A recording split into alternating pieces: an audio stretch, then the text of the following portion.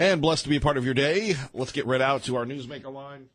Mark Lauder joining us once again from the RNC, former press secretary for Vice President Mike Pence. Mark, good to have you with us. Good morning, Kevin. Great to be with you. You know, how can we describe the week that was in the White House? Tillerson out, McCabe out, and, your old industry, the TV folks on the Sunday shows, just a buzz about it. Yeah, it's another week. It's another week at the White House. But I'll tell you, when you look at what's actually happening, I mean, you see the president building his team, continuing to deliver on the promises he made to the American people. And, the one thing that we know about President Trump is he's a businessman who wants things done yesterday. And his entire focus is making sure that what we're doing today is delivering on those promises and making America great again. Boy, how big of an obstacle is the media to this, sir?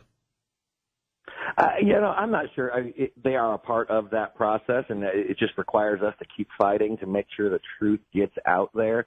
But I saw something, recently that reminded me that they treated Ronald Reagan very similar in terms of how they approached him. And we know how that worked in the 80s, and we're seeing it work again right now in front of our eyes. Indeed, the economy's buzzing.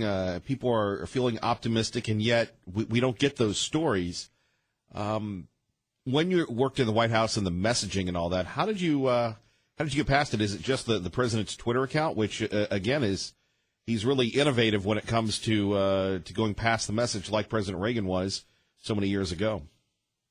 Yeah, we do. I mean, we know the hurdles that we face in getting our message out to the American people. It's a benefit that the president has the ability to take directly to his social media accounts to communicate. But from a communication standpoint in the press shop, we just focused every day on what we had to do to make sure the truth gets out there, because in so many cases, unfortunately, we've just seen that people are defaulting into their own personal beliefs and letting that cloud what it is that's coming out of Washington, D.C.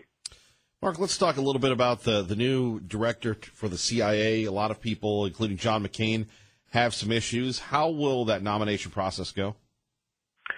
It's going to be a tough nomination process, but I think that Gina Haspel will clear that with flying colors. And one of the things, this is an opportunity, going back to what we were just talking about, to prove that there are good things taking place. A few months ago or a while ago, there was a publication called ProPublica that had put out some information that suggested that Gina Haspel was involved in the CIA with some harsh interrogations and waterboarding and things. And last week they corrected that.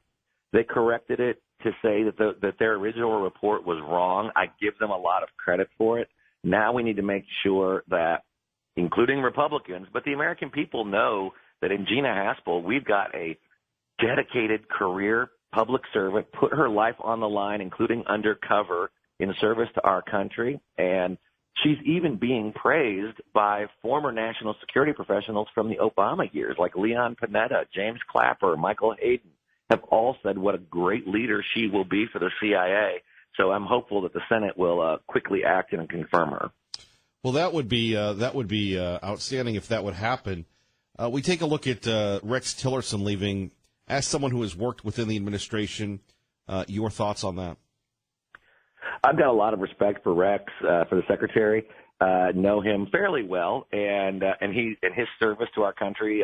He's a great leader, and it was a pleasure to have him on board. What we see with the president making this change at this time is that when we look at what's ahead with talks with North Korea, the Iran deal coming up again, and some very disturbing and shocking allegations of things that are taking place with Russia, the president needs a national security team that will stand up with his voice and say our place to the world.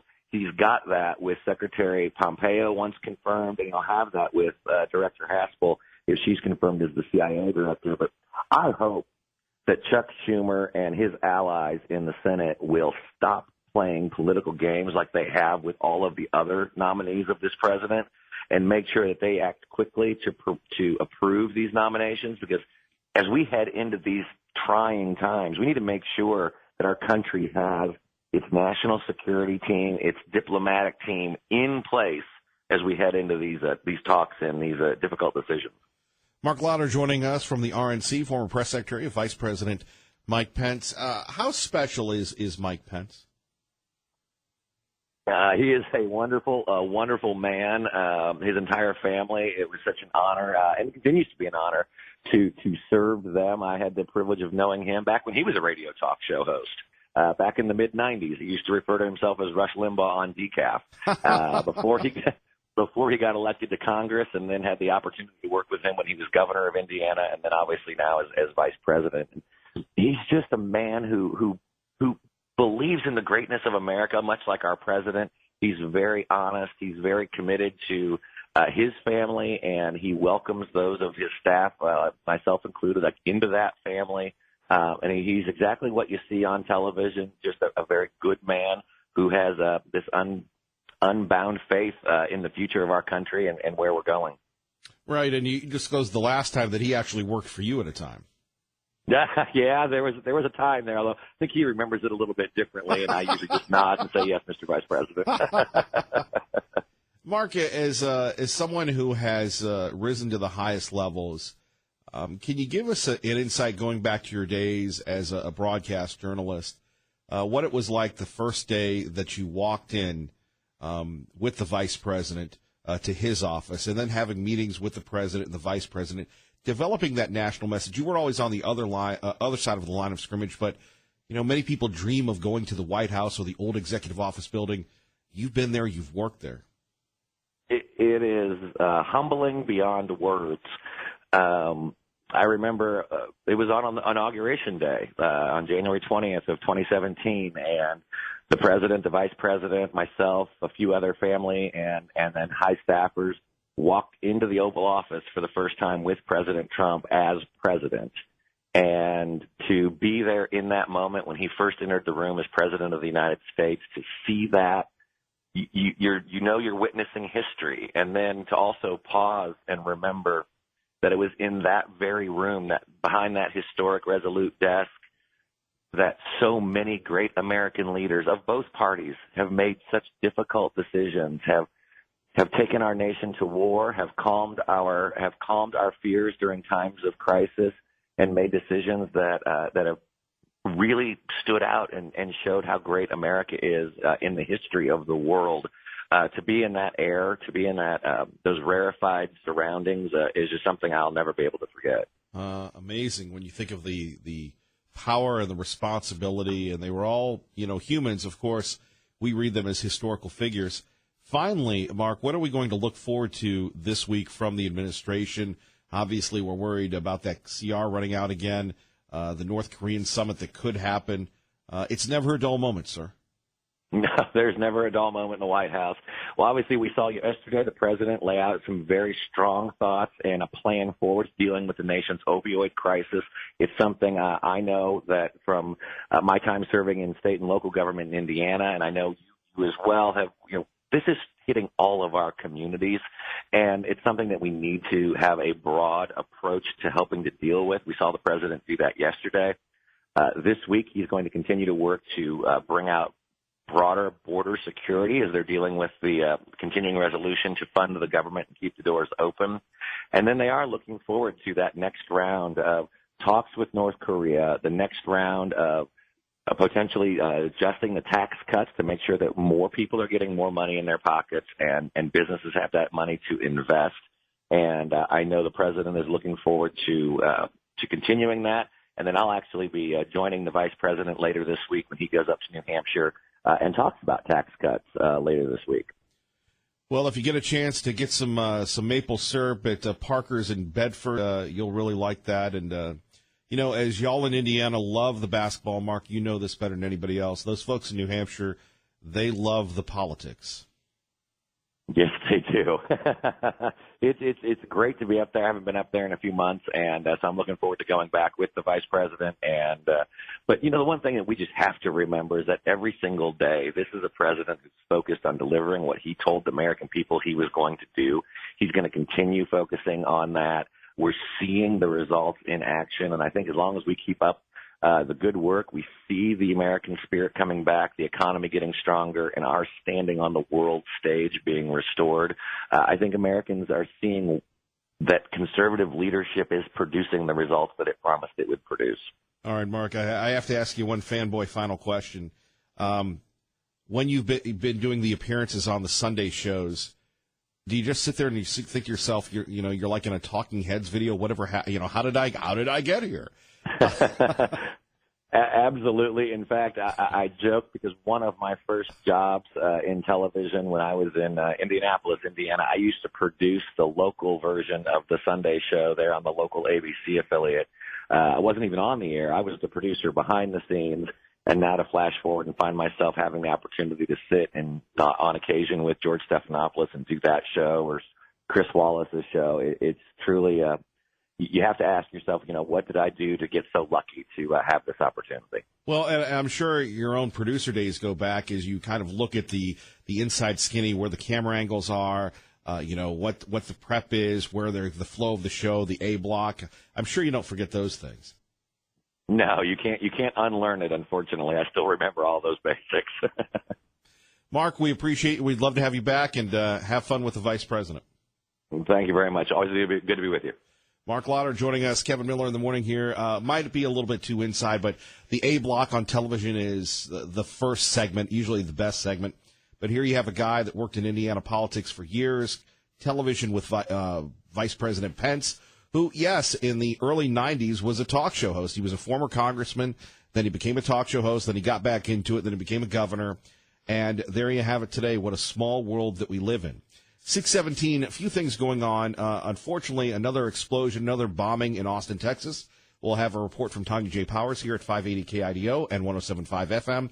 We like to call it KIDO Talk Radio. Also, the story that we teased you with yesterday, that apparently now the IRS in Idaho can arrest you for your debts. We'll get your calls next. Kevin Miller, boy, isn't that a great way? Isn't that an optimistic way to start the day? Kevin Miller, KIDO Talk Radio. KIDO Talk Radio, Kevin Miller in the morning. Phone numbers 580-5436, 580-KIDO. Of course, last week was a big issue involving the West Ada School District and the passing of the bonds. Thank you from CTE. By the way, this is on Facebook. The West Ada folks are thanking everybody for passing the levy. Oh, I know. There are a lot of people that may have not thought the levy was a good thing, but here you have it. This is on Facebook. Thank you, everybody, for passing the levy. What's up, childrens? Thank you, West Ada patrons, for supporting our schools. And thank you from the Eagle High students. Yay! Thank you, West Ada!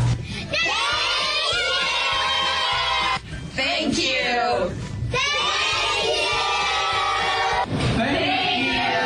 Thank you. Thank you. Oh, this is 6 minutes of thank yous.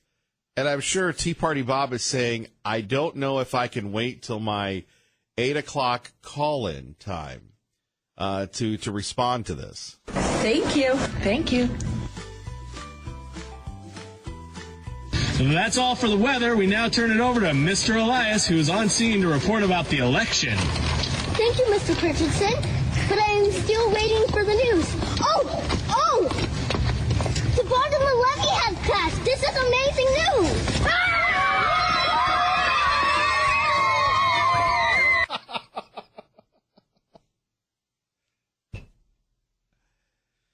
All right, there we have it.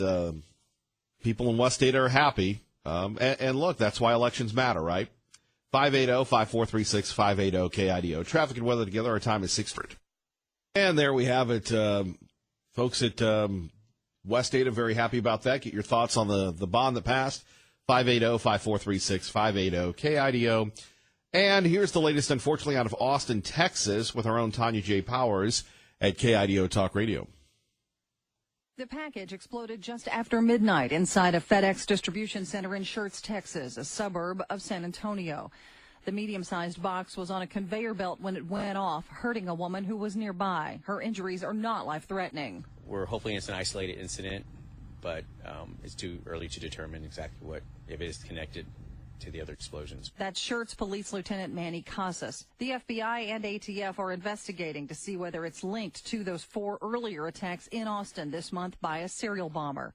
Tanya J. Powers, Fox News. KIDO Talk Radio, Kevin Miller in the morning, our time 6:25, and the FBI has now sent 350 agents, that's right, 350 agents, to the Austin, Texas area, showing you how serious that they are taking this issue. And again, you have this thing happening in a FedEx facility just outside of Austin, Texas. And here's the issue. I mean, how many of us get packages all the time and remember, the crazy, wacky Unabomber and what we went through there? Police and authorities are doing their very best to try and stop this person or people. This is the 5th explosion to occur in Texas this month. One woman was taken to the hospital and released. The police department there saying how the explosion occurred. But what we know, the box was a medium size, what I was being told, was on a conveyor belt when the explosion occurred. And there we have it. So hopefully we will be able to catch this person. Don't know if this is linked to terrorism, if it's a lone wolf. It just shows you how precious life is. We had a report of an explosion, and what we have right now is a scene where it is obvious that an explosion has taken place. We have 2 victims that have been transported to the hospital with what we understand right now are non-life-threatening injuries. Is this terrorism? Is this hate-related? And as the day moves on, that is something that we're going to analyze. This is in reaction to the bomb yesterday, not to be associated with the bomb that blew up this morning. And apparently this level of explosions, these level of bombs are very sophisticated. And authorities are saying they're dealing with just one serial bomber at the moment. We are clearly dealing with what we expect to be a serial bomber at this point, based on the similarities between now what is the 4th device. This device was activated with a tripwire. And there we have it. So that's the latest from Austin, Texas. We'll have more from Fox News Radio coming up throughout the morning, plus your phone calls at 580-5436. 580-KIDO. Now, this is a story that we first brought you yesterday from The Statesman, and here's the headline. Idaho courts issue arrest warrants over debt, and you may not know it. Boy, so much for a balanced transfer. Apparently, according to the ACLU, Idaho courts do the bidding of debt collectors by issuing arrest warrants for people who don't even know that they have outstanding debts. And by the way, I always thought that the Constitution prohibited a debtor's prison. But the ACLU examined more than 1,000 cases nationwide in which judges issued arrest warrants when someone owed as little as $28. Now, again, by the way, we'll have the latest going on in Preston, Idaho. The school board's going to meet, but they're not going to talk about this teacher. They're not going to talk about the dead turtle. I really don't know what's going on in Preston, Idaho. And a lot of you say, Kevin, I don't care what's going on in Preston, Idaho. But it shows you just the lack of priorities when it comes to local and state government. Here you have a situation in Preston that is so embarrassing that you have the FBI in there, you have the police in there handling threats, and then you have a situation where apparently the state is sanctioning people to be arrested because they owe $28. Now, this might seem extreme, and I understand the paper has to sell soap. However, let's examine this case. Judges in 26 states, including Idaho, have signed off on jailing people in cases for every kind of consumer debt, from medical bills to car payments to student loans, according to the American Civil Liberties Union. Remember, consider the source. The group said this is like debtor's prison that were outlawed 185 years ago. The report highlighted several cases in Idaho. For example, in the Gem State, judges have issued arrest warrants for people with medical debts, setting the bond at more than double the amount of default judgment, which already itself was padded with fees. Yeah, you really want to get into a lucrative business, debt collection, medical debt collection, student loan debt collection. But I don't, sometimes I think we have to live with ourselves. Who would issue an arrest warrant for someone with an outstanding debt? Unless you have sold your soul to the big money corporations, right? The report describes an Idaho debt collector that specializes in collecting medical debts and is responsible for securing arrests for more debtors statewide than any other collector, having obtained 345 arrest warrants from 2010 to 2016. That resulted in jailing over 222 debtors based on the ACL's review of court records. We'll continue on this, but it's very simple. We have bad people on the streets. We have bad people roaming in Canyon County because they don't have the adequate jail. Do we really want to put somebody away because they went over their balance? Kevin Miller, KIDO Talk Radio. Good morning, Maggie. Doug. And here we go. Back to it. You could be arrested for your debt, according to this article from the ACLU and the ACLU Journal, otherwise known as the Idaho Statesman. Depending on the type of debt, a collection agency can sue in small claims court to recover the money you owe. The debtor, who the ACLU says usually doesn't have a lawyer, and may not even know they're being sued, doesn't respond and loses the case. Ouch. More on that in a minute, as the company will garnish your wages, and then it continues and continues and continues. But first, we're joined by Tanya J. Powers with the latest from Austin, Texas, on the Austin, Texas bombings. Tanya, good morning. Good morning. What's the latest?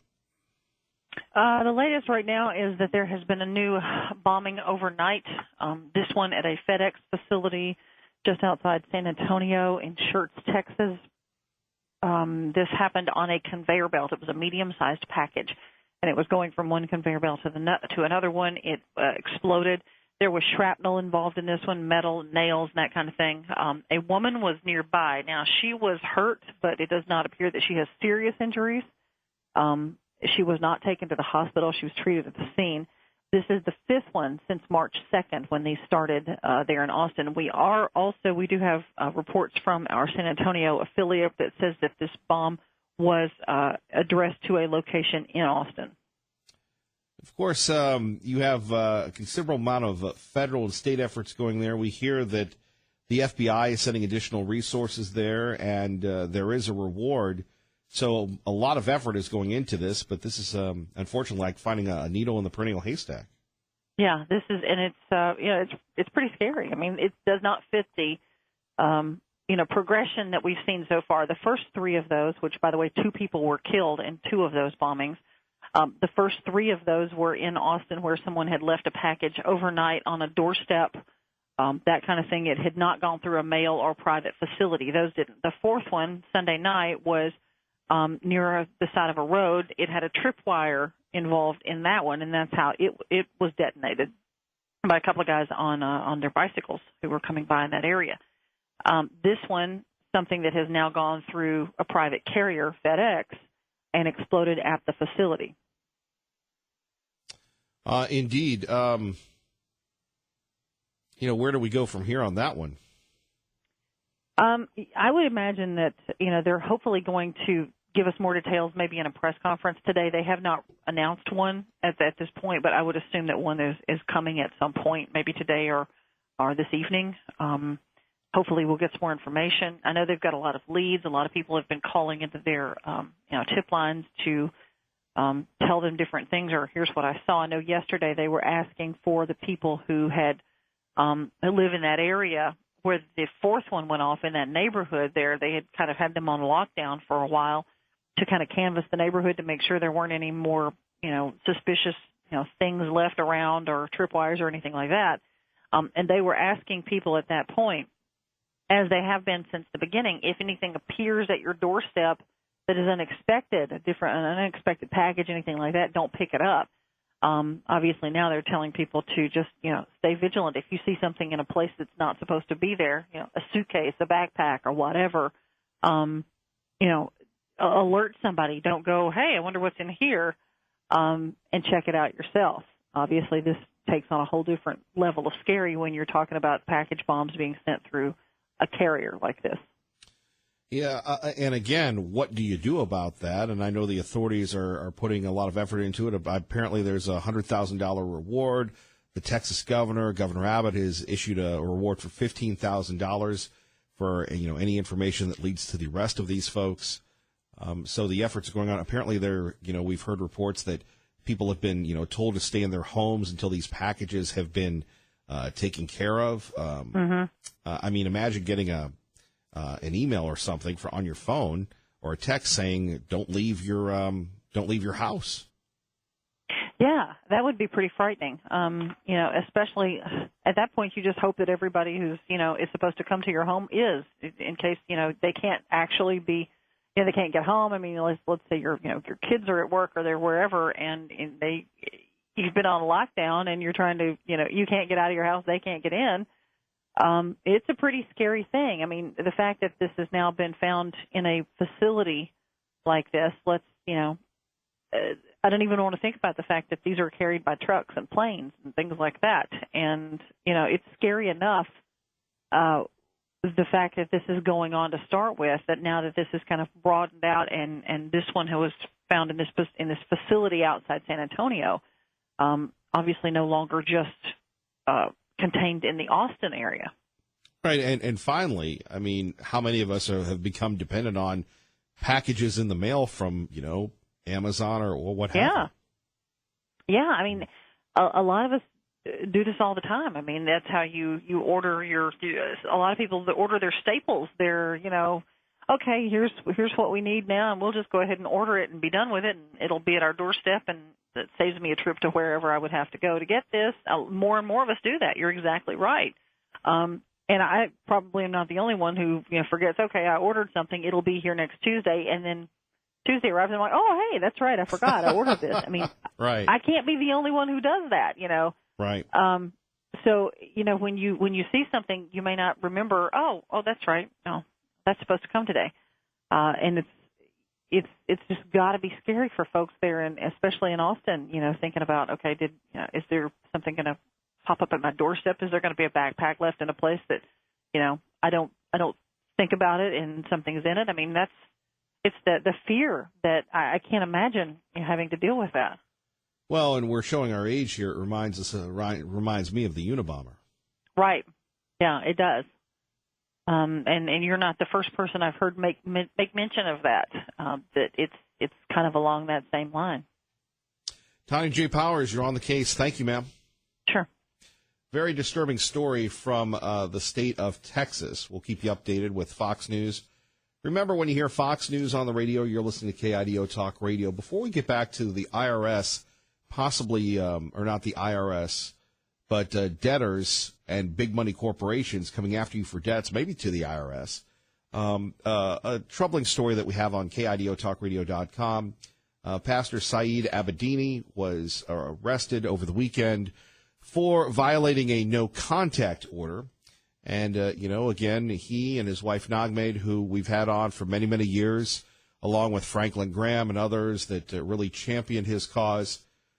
It's unfortunate that a man who cares so much about Christ so much and survived that ordeal in the Iranian prison now is having issues adjusting to life back here in the Treasure Valley. And, as we have the reports, apparently in January, judge told Abedini that the only contact he was to have with his estranged wife Nagmade was via text or email for matters concerning their two children.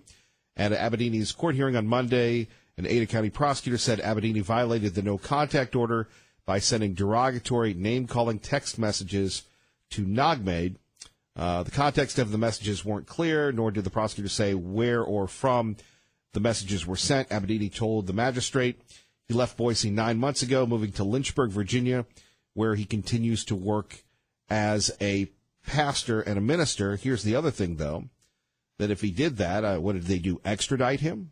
Or did he stop back here and was arrested when he came in? He actually was assigned a public defender. Tragedy when we think about this. Ray and I were talking about this yesterday, how much time, effort, and energy went into saving his life, how many prayers that people in the community did, and then he has this domestic situation that unfortunately has caused his arrest, right? Scary stuff. Hopefully, he'll be able to respond for that. Remember, he suffered internal injuries from beatings he endured and was denied medical care from the Iranians. And this is a guy that survived, 3.5 years of this. He comes back home, and now he's got to deal with this issue. perhaps it's best not to send those texts and to abide by those court orders. Some unsolicited advice. Let's go to Hank in Boise with Kevin Miller at KIDO Talk Radio. Good morning, Hank. Good morning. I might point out that most of Abe Lincoln's legal practice, almost three-quarters of it, was debt collection. I also might mention that two of our signers of the Declaration of Independence, James Wilson and Robert Morris. Robert Morris spent several years in debtor's prison for debt. And also, James Wilson, who was serving on the Supreme Court at the time, fled to North Carolina to avoid the sheriff and head down to Edenton, North Carolina, to avoid arrest for debt. So that's nothing new in this country, and we've gone through cycles of this. If they arrested everybody who owed student loans, and several people owe several $1,000s in back defaulted student loans, there'd be more people than they could handle in the jail. So I think that a lot of this arrest for debt is pretty, very, very capricious, and I also think that sending somebody into debtor's prison or jailing means that they have no way of paying it back. I mean, I think that there are other means of getting the debt out of people than jailing them. That's just my personal 2 bits in this. Well, thing. I go back to the idea of debtor's prison, and this country was never supposed to, have that happen. Well, it happened in the early years of this country. I mean, you had an associate Supreme Court justice like Wilson, who was appointed by George Washington to the court, and he spent his last year of life hiding out from the sheriff because of debt. So it's not something that's exactly new to this country. It goes back to England. I mean, people being in debtor's prison in England, and our legal system, of course, comes from England, and how we used to originally handle debt came from England. My last thought before I get off the radio, Rod Rosenstein, along with Mueller, along with McCabe, along with Jim Comey, they worked as a team all the way back to the 90s. They kept each other's back. They worked, they coordinated they helped each other's careers. And it was no mistake that Rod Rosenstein appointed Mueller to the special counsel thing when Sessions accused himself. He needs to be fired because he knew there was fraud in those fights, and he signed off on something he knew that was obviously fraudulent. And if they're going to prosecute McCabe, Rosenstein needs to be prosecuted too.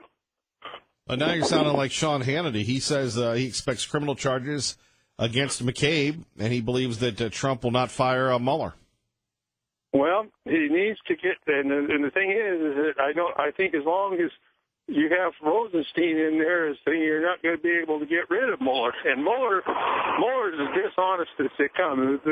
When you go to the Uranium One deal and his cover up of Hillary's bad behavior, and during that period of time when he was FBI director under Obama, he needs to be sooner or later facing criminal charges of his own. All right, Hank, thank you for the call. Thank you. Bye. Bye-bye. 580-5436, 580-KIDO. The kids at Parkland High School are at it again, this over Twitter. The biggest obstacles that we face, though, with this movement is the fact that there is a lot of racial disparity in the way that this is covered. If this happened in a place of a lower socioeconomic status or a place where like a black community, no matter how well those people spoke, I don't think the media would cover it the same. And I think it's important that we point that out as Americans and realize that, because we have to use our white privilege now to make sure that all of the voices that have, all of the people that have died as a result of this and haven't been covered the same can now be heard. It's sad, but it's true. So in other words, he's saying, again, I disagree with David Hogue. The idea that this kid at 16, 17 can start talking about white privilege in the media, that's the media's decision not to cover the numerous deaths in Chicago. Has nothing to do with race. That's on the media. That's not on society.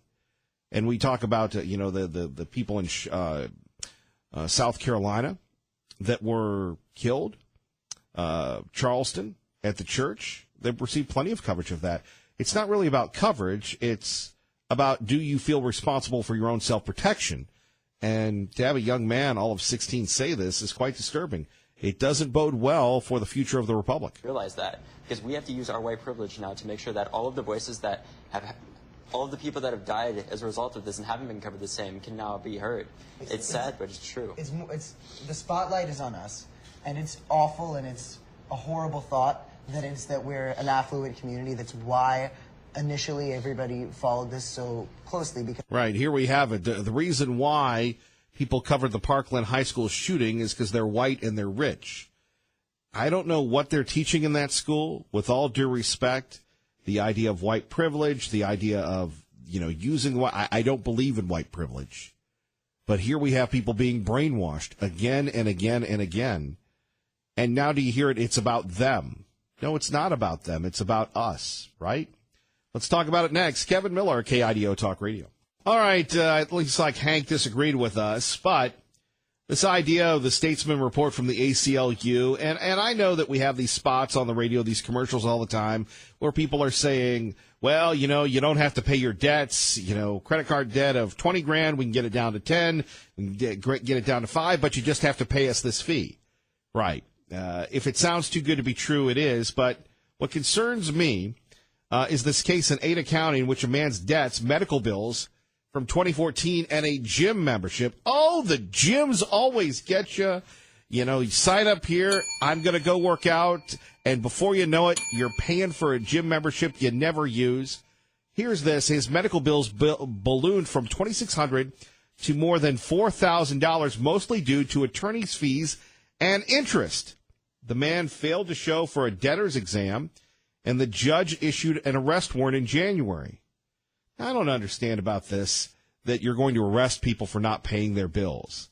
Once arrested, debtors may languish in jail for days until they can arrange to pay the bail. In some cases, people were jailed for as long as 2 weeks, according to the ACLU. Now, on the other hand, you might be like Hank and others and saying, well, Kevin Miller, you don't pay your debts, you go to the POPO. 580-5436, 580-KIDO. Traffic and weather together. Our time. And Kevin Miller here at KIDO Talk Radio. Now, you can't be locked up for your debts. More than a century ago, the U.S. Supreme Court reaffirmed a decision in 1983 where Sandra Day O'Connor, writing for the jailing someone for not being able to pay a fine, would be little more than punishing a person for poverty.